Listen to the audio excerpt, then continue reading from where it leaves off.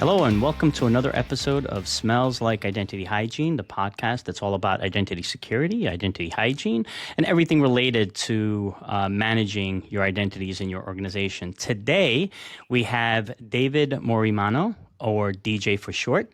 DJ is the Field CTO for North America at Xaliant. Welcome, David. Yeah, nice to be here. Thank you.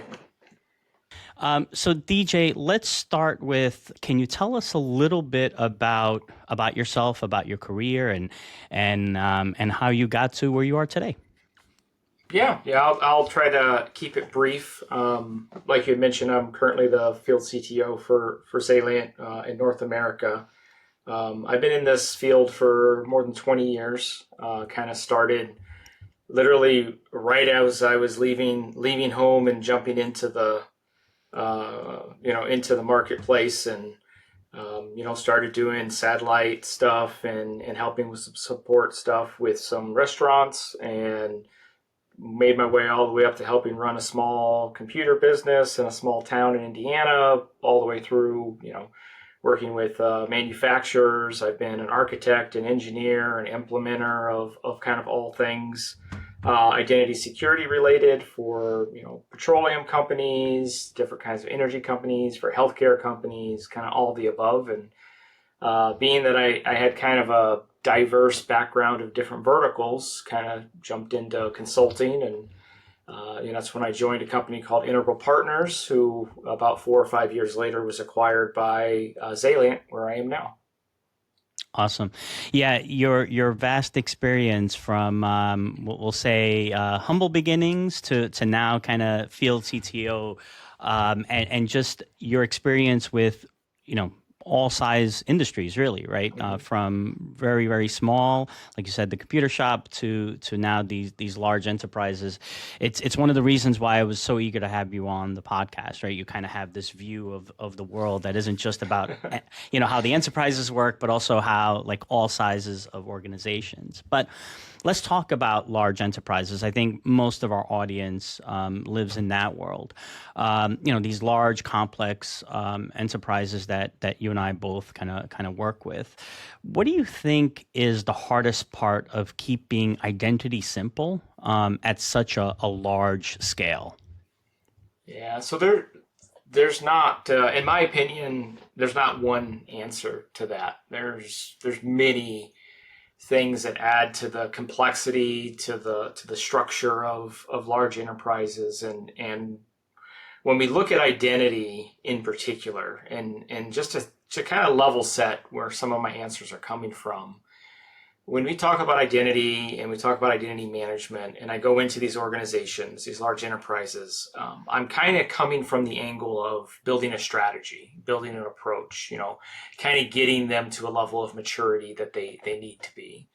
When I kind of analyze, where is it that they need to go and where they are, and we look at identity kind of as that digital representation of not only the workforce within the organization, but suppliers as well as devices. The term identity could kind of bridge into multiple different populations.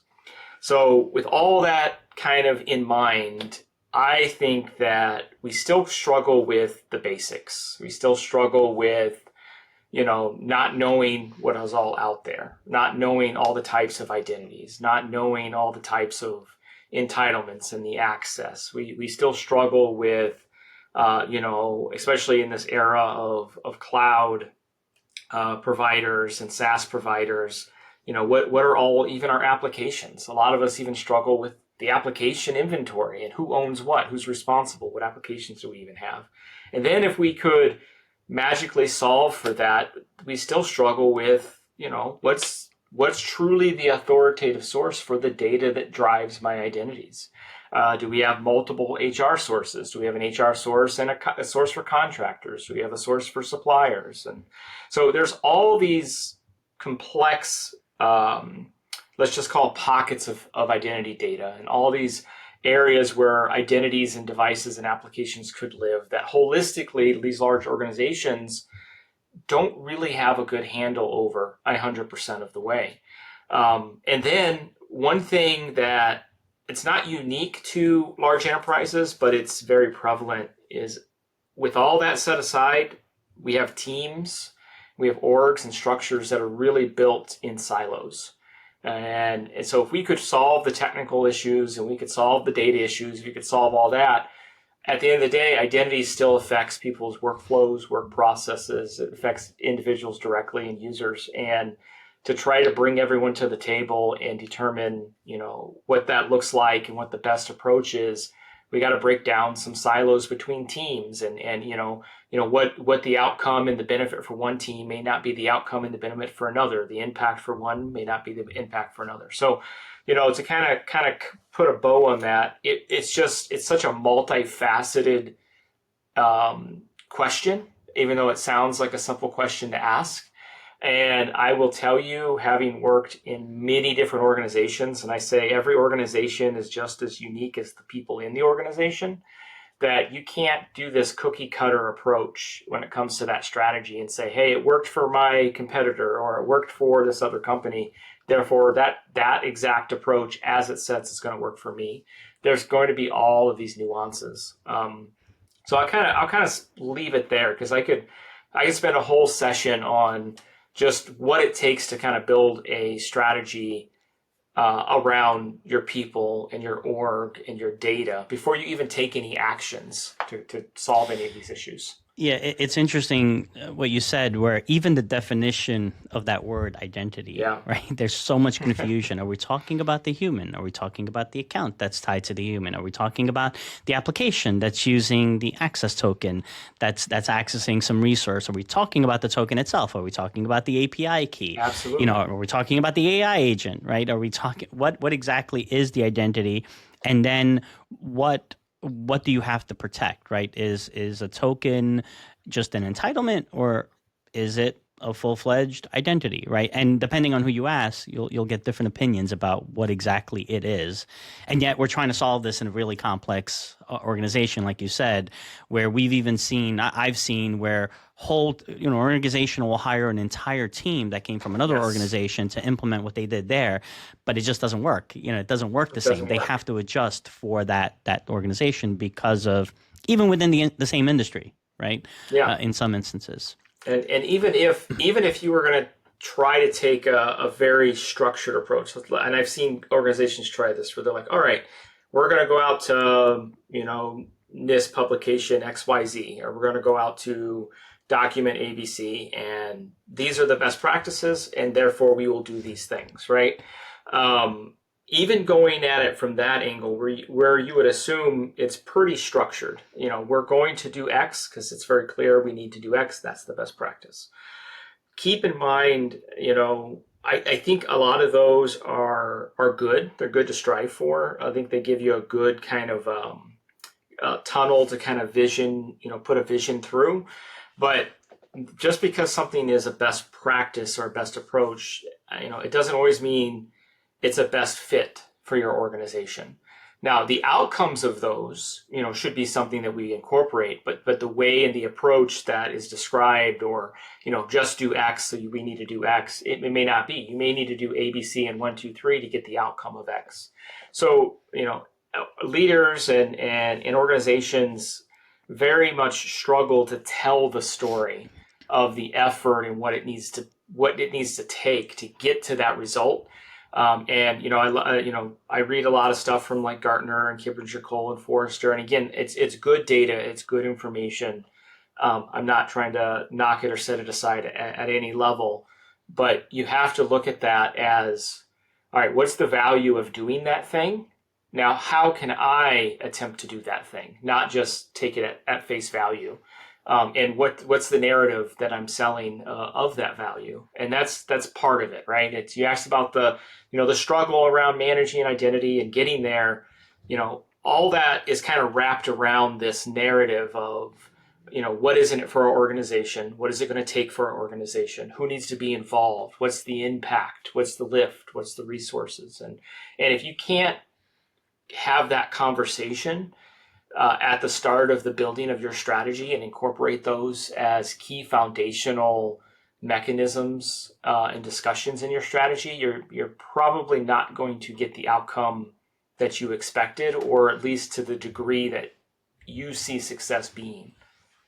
Yeah, it's almost like all of those resources, whether it's the Gartner, the Forrester, just research, books, everything else. Those are just the ingredients to ultimately the cake, right? You can't Absolutely. just say, Yep. all right, I have sugar, so I have cake, or I have the frosting and I have cake, or at least I baked the cake, but I haven't put it all together with the decoration and everything. You kind of need all those things. Those are all critical, right? All really, really important. But you're not going to have a cake until you actually make a cake. You only have Yes. ingredients, and then you actually ultimately have to bake the cake. So when you walk into an environment, let's say you're working with a large enterprise, and you walk in and they want to either, maybe they have a really immature IM program, or one that is fairly mature, but they know they need work, right? They know they need to improve. Where do you even start? I know you said that you like to go in with the strategy, but where do you start, and where do you find the biggest blockers are to kind of get started? Yeah. So my goal when I step in is to at least at a bare minimum get kind of the walls and the moving ingredients or the moving pieces to build that strategy. So I go in and I'm not laying down the strategy for the organization day one. I think what's the best approach and what really works for me is I go into the organization and I simply want to learn a little bit more about what's that organization's vision, what's their goal, what's their direction that they'd like to head. And then we kind of start to go a little bit deeper, layer by layer. So who's involved in building that vision? Let's talk to those people. Let's talk about what their objectives are. And then we start to go down deeper and say, all right, so this is kind of built on your feelings around a framework or an approach or your experience in the past. So let's talk about that. And so as we start to have these discussions, typically at kind of that leadership level, what it ends up leading to is we're building now this at a minimum this direction that we need to move the organization. And now that we know the direction that we're moving, and we now have the flag at the end that we're trying to strive to shoot for, aim for, let's kind of go back and see where we are today in reality. Let's talk to the people that have the hands on keyboard, the boots on the ground. Let's talk to the people that are taking the tickets. Let's talk to the people. Let's talk to those that are requesting the access. Let's have conversations with HR and say, what are your struggles? And kind of give them kind of almost like a therapy session to let them say, here's the problems I have with how it is today. And through that, a lot of times they'll tell you what they think could be done better. And then we kind of go a little bit more in a kind of an evidence-based approach. All right, so now we kind of know all the things that people are grumbling and saying could be better. We now know the vision and the direction that the leadership wants to go.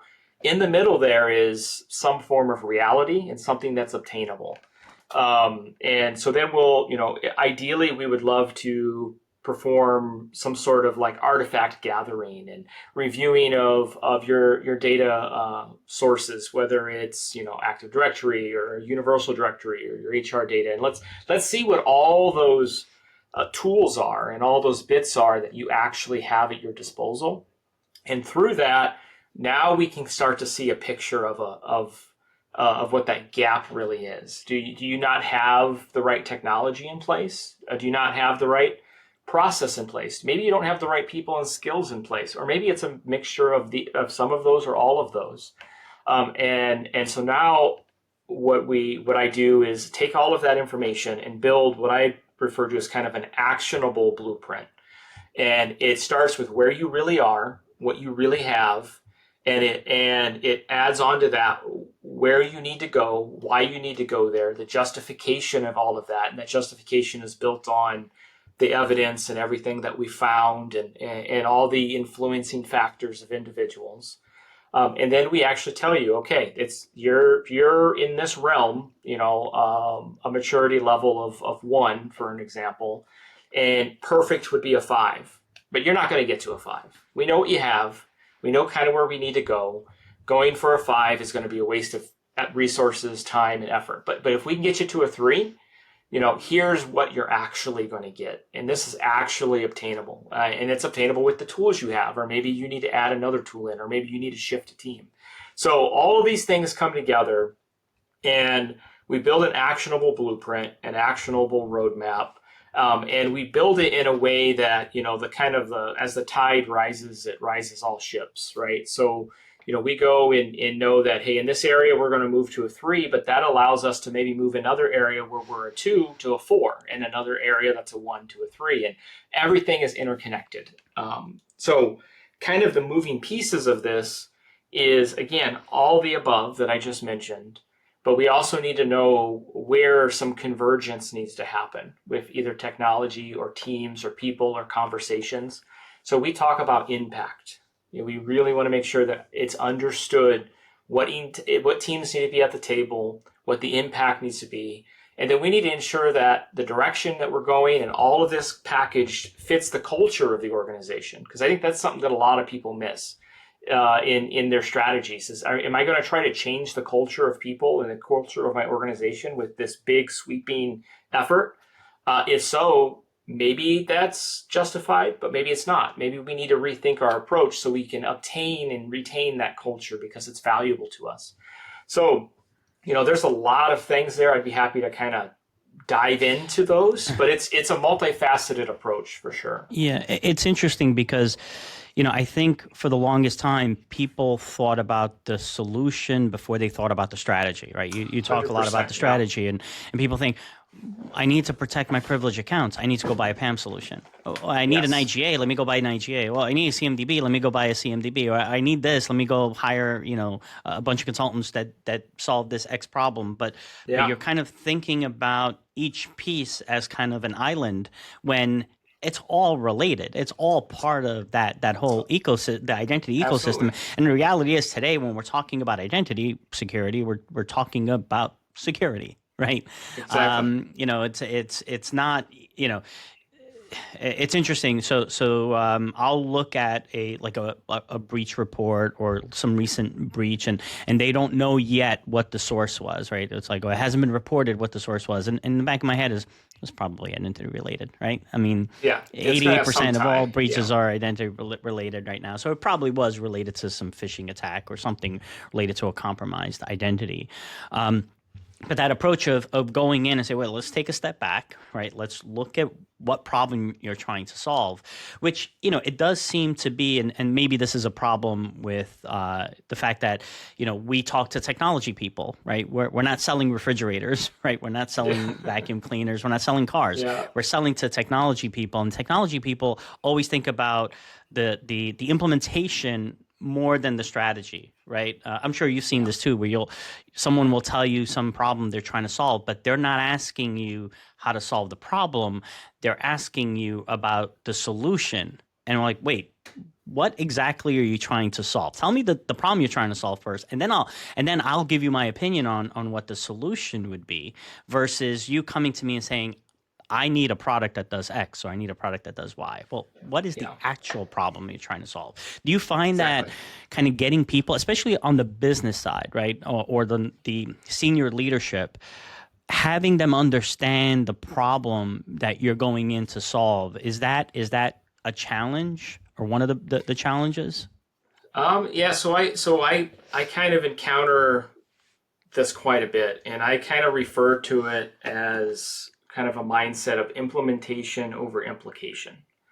And there's implications of our decisions that we make, whether that is to implement something or to change something. And one of the things that is some of the biggest pushback I get, especially from the business, is, what's the implication of these changes? How is it going to affect me? Is it going to make my day harder? Is it going to make things, more difficult? Like, I get the value most of the time. I think a lot of people underestimate the business when it comes to the value. They're like, we got to sell the value, and we got to sell that we're reducing risk, and we got to sell this and sell that. In my experience, most of the time, the business gets that. Like, they may not get it to the depth or the understanding that, the security team or the technology team gets it, but they get that. The part that we need to do to bridge that conversation is not lose that in translation, but also say, here's what this decision, here's what this implication is going to be for you. Here, in some cases, it could even be a positive. Here's how it's going to make your day better. Here's how it's going to make it so the business can move faster. Here's how it's going to be that you can sell more widgets or produce more widgets. Because, at this day and age, for the most part, we're past this, just tell them we're reducing risk and, tell them, it's making them safer. I believe that most of the business gets that at this point. So we have to elevate our conversation and we have to build that bridge. So it is very much a challenge, but it's not a challenge necessarily in just talking to the business, but I have that same challenge talking to the technical folks about how to talk to the business and get us all on the same page, or at least in the same realm of the same book. Now, that being said, running to technology is a lot of times what the technical side likes to do. It's like, here's this new tool, here's this new thing, or I just had this breach and I've got to close this Band-Aid. So, I'm going to buy this PAM tool or buy this thing. And when I come in a lot of times and we do take that step back, we realize that you typically have most of the time the technology in the environment you need, sometimes too much. And we have to kind of right size it, rescale it, bring things down to reality. And to your point about, the thing that we're after, the thing that we're trying to move towards, the thing that we're trying to accomplish, that's when now we've looked at our policy, we looked at our procedure, we looked at our culture, we've got this strategy in place of where we need to go. All right, now we may need to add a new bit of technology to enforce that, make that capable, let that be the mechanism which drives some of the change. Because, to be honest, we're not going to be able to do this without technology. But technology shouldn't be the first thing we speak on, and technology shouldn't be what we build the strategy around. We should build the strategy, the approach, the objectives, and say, how can we get this done with the right technology, with the right tool, not the other way around. So speaking of the technologies in this kind of a identity security ecosystem, obviously right now there's a number of them, whether we're talking about an IGA, a PAM solution, arguably a CMDB, HR. What are some of the other technologies that you feel that fit into that ecosystem that maybe people aren't thinking about, but when you go into an organization, you're like, actually, this thing that you have off over here, this should fall into this bucket of identity security? Yeah, and I think, so there's two categories. There's those things that I think fall into that bucket, but then there are things outside of that bucket that I think leak over into that bucket. And I think you could probably say the reverse, right? The things that neatly fit in that bucket actually leak out into other things. And if you look at what is probably more traditional, your PAM or your IGA, your access management, categories, we're seeing kind of this evolution of need of new functions where we're seeing things like KIM or cloud infrastructure entitlement management that fits in that bucket. The one that I don't hear enough about, but I think we really should be talking more about is ITDR, identity threat detection and response. Getting that visibility and awareness of things that are out there.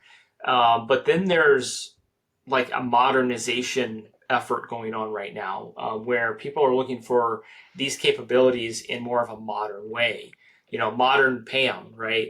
Instead of vaulting passwords and rotating credentials, let's get rid of the account. Let's get rid of the credential, and let's do a just-in-time CSP approach where we're applying permissions more ephemeral. And we look at the IGA and its evolvement and its modernization of looking at things that aren't just human and beyond that.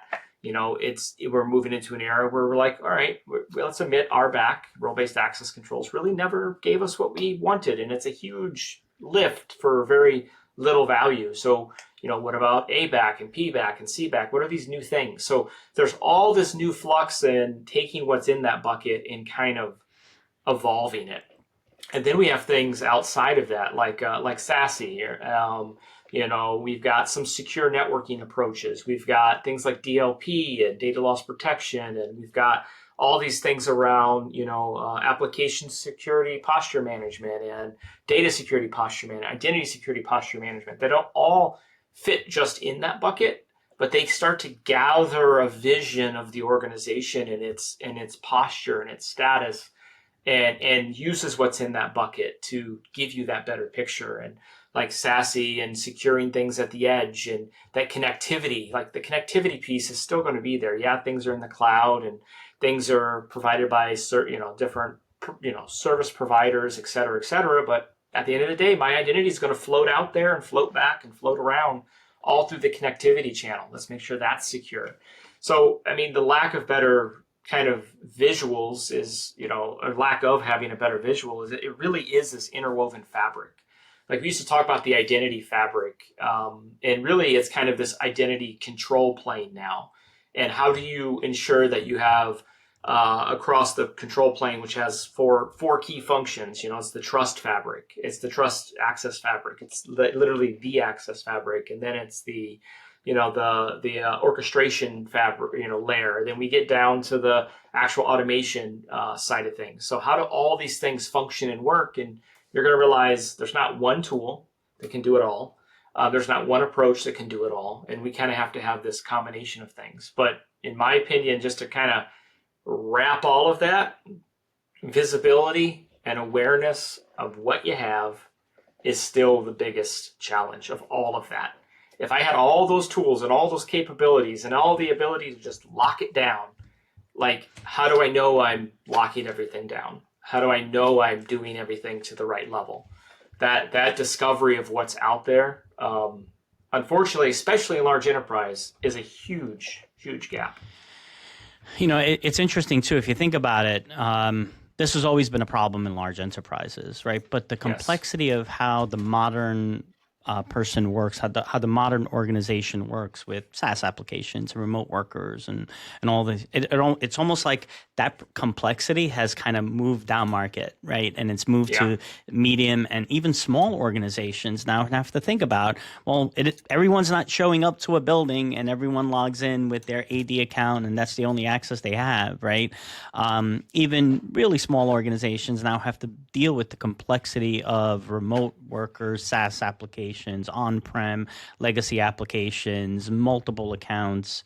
And it's almost like that complexity has kind of bled down to the smaller organizations, right? Yeah, it has. And I think probably even more so, you look at these small organizations that many times are feeding into these larger organizations as either a supplier or another execution arm. And so now you look at these smaller organizations and the larger organizations are saying, I'm going to hold you to my standards. You need to follow these things. Do you have a PAM tool? Do you have a CMDB? Do you have a ITSM? Do you have these things? Are you following these same things that regulators are telling me I have to follow? Because now if something happens to your data, you might have access into my data. And now we've got this, like I said earlier, about kind of that fabric of capabilities and functions and structure. We're kind of doing the same thing with organizations. Like, not every organization is going to be necessarily interwoven with each other, but the breaches are getting larger and larger and larger because we're finding these hotbeds of data where, I can go after the little guy that's not doing everything and get into the big guy. Because there's a way in, so they're being forced to raise that. You'd be surprised. I should say probably the listeners would be surprised, but I think the average person who's not familiar with this industry would be very surprised how interconnected these organizations are. And obviously the move to the cloud and making everything, we're all kind of using at the end of the day similar backbones, whether it's AWS or GCP or Azure. We're all kind of building ourselves in a direction where there are these hot buttons that could bring a lot of things down and cause a lot of issues. So we all have a part to play, big, medium, or large. Small, doesn't matter. We all have a place to kind of discuss and determine how we can elevate each other's capabilities. So to your point, it's not just that complexity has worked its way down. It's kind kind of almost the expectation that a small business will run like an enterprise. And then, of course, there's AI, and I can't believe we've gone a full almost 30 minutes and not had a significant I, discussion around AI. yeah, I tried not to say it at the beginning. So, So, of course, AI adds another. We have kind of a complex, fractured, Mhm. difficult to manage environment when it came to human identities, and then machine identities became a thing, and then that added a layer of. Although you could argue machine identities have always been around, but let's say the focus was less on machine identities, right? It was mostly on human identities. Machine identities added a layer of complexity. Before we solved the human identity problem, now we were dealing with machine identities, and now before we even have a chance to deal with machine identities, we have AI and AI agents coming into the mix. This kind of hybrid identity between human and machine, you could argue. How does the industry, how do they grapple with these things? What are your customers asking you about? How do I properly manage these things that are kind of autonomous but also machines? Yeah, I think so. There's a couple things. I would be one of those that would argue, machine identities have been around, forever. But the rate in which they're growing, the dependency on them, the fact that they're probably not behind lock and key anymore, they're exposed to different workloads. Like the evolution of them is really the issue. And then we've got this kind of influx, like you said, of like AI agents and this. When I talk to clients or I talk to those kind of out at conferences, it kind of still comes back to the basics of definitions of understanding what is an HI, like what is a machine identity, what is a bot, what is an agent, like how should we look at these things? And I think we're still trying to provide solid definitions, and then at the same time, without some sort of solid definition in these organizations, and I'm not saying these definitions don't exist. I'm saying sometimes they're not adapted the same way within organizations. It's the all right, now what do we do about it? Like, do we look at these as humans? Do we give them their own identity? Who's responsible? And I can tell you where things seem to be heading, which is the quick answer is yes, we treat these agents similar to a human, but not the same. Meaning we hold them to the same rigor and the same level of control, maybe even more so. We do attestation reviews of their access. We check with the legitimacy and the accountability of the owner of them. Who manages them? Do they have a direct report of a person who's going to be the final say? These are things that we need to build, and things and structures and frameworks that we're in the process of building. Because at the end of the day, what that agent does, somebody has to still be accountable for that. Somebody still has to sign off that that agent has the access it needs and it's doing the right thing. So that's where we're seeing this modernization with IGA and a few other vendors where they're like, all right, we need to take this more seriously. We need to provide these capabilities.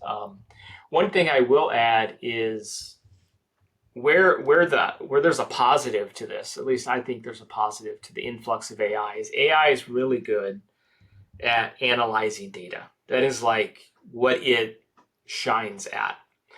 And it can do so at such a pace that I think we're also entering an era where maybe we're able to get out of this kind of repeated reviewing of access, this repeated, does David have the access he needs this quarter? Go ask his manager. All right, what about next quarter? Go ask his manager. What about next quarter? Go ask his manager.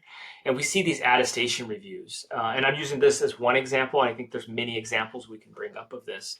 But maybe we can finally analyze the data well enough in the combination of doing things like ITDR and others that are watching the activity and legitimacy of the tasks that these accesses are being used for, to finally say, all right, David's got the access he needs for this. Let's stop asking about that. Let's actually ask about the outliers. Let's actually ask about the things that don't look normal. Let's get to the heart of why we should be asking this anyway, and right sizing. And this goes back to the comment I made earlier about like kind of role-based access, not really giving the value that it was promised, obviously because of the lift and the effort and all these hygiene type exercises that go in that become static and stale the moment you're done with them.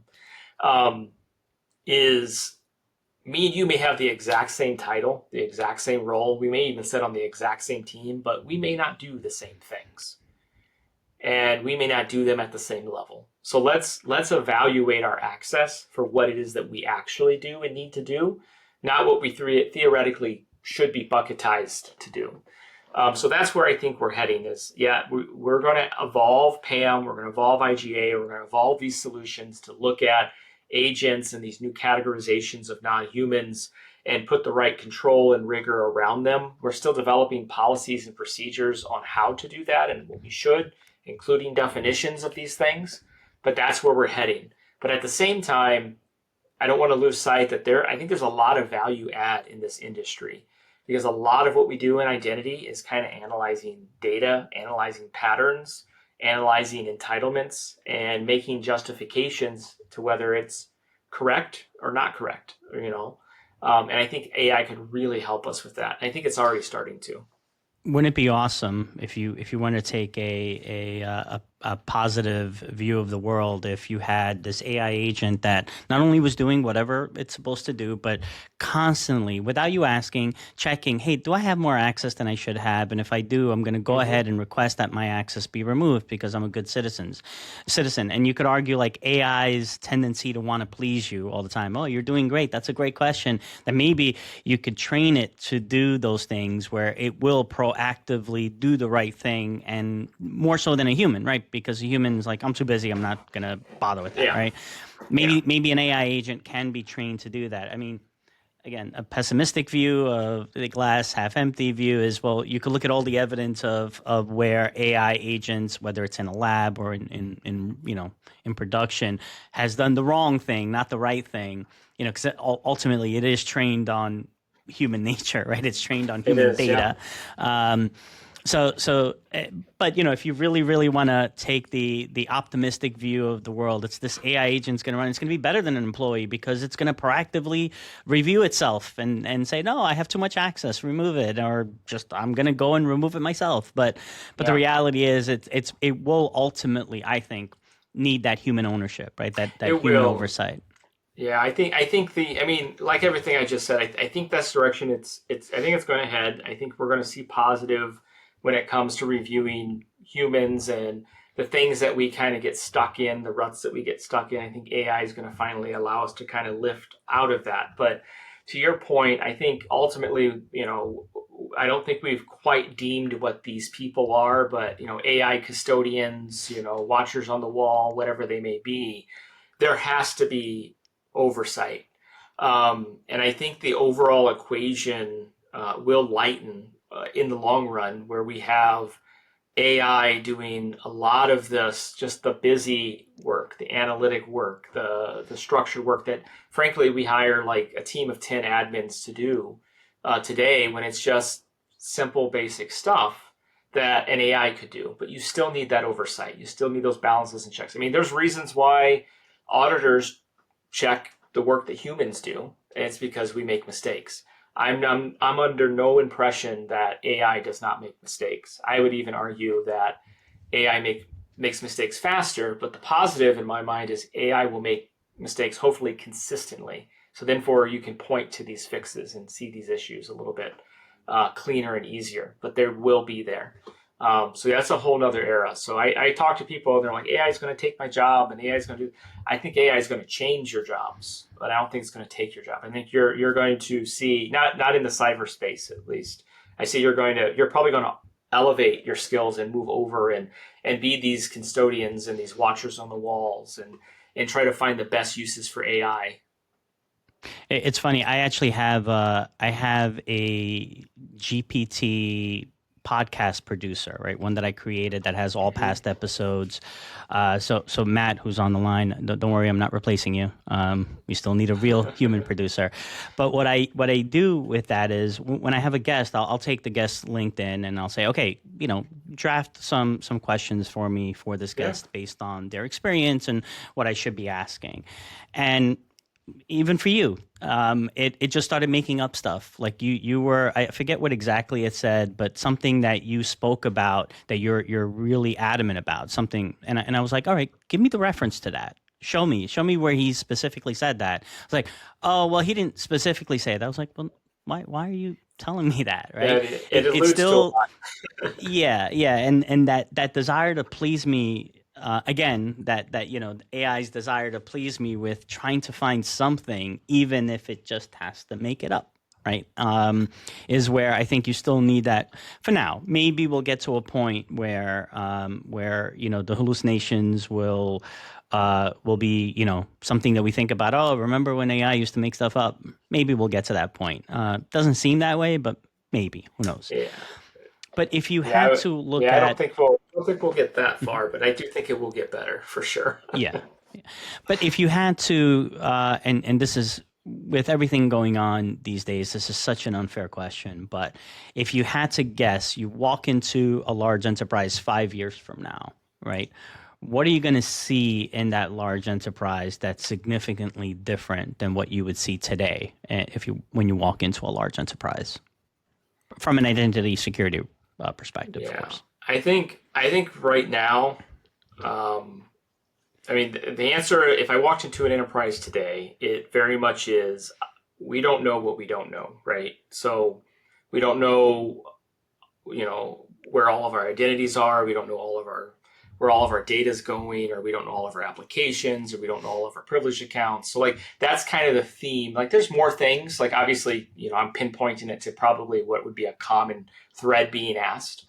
But if I go 5 years from now, I don't think that's going to change. I just think it's going to kind of be in a different perspective. And what I mean by that is, how can I validate that, David did this and this bot didn't? How can I validate that David's actually doing his job and he doesn't just have a bot doing his job? How can I validate that we have this application and we own this application, and frankly, this application isn't just a made up application that someone spun up and sold to us because they sold it to some person who had the ability to sign off on checks, right? So I think it's the we don't know what we don't know, but it's the we can't justify what we can't justify, and we can't validate what we can't validate. So these themes I think are still going to be there, but in 5 years it's going to be different levels of questioning, because we're going to have this, and I think what we're doing with AI in general in the basis realm is good, but one of the side effects is we're kind of breaking down trust. Can we really trust this source? And you kind of hit on this with it making up and wanting to please. Like, can I trust that image is AI or not? Or can I trust that this report is really written by you or not?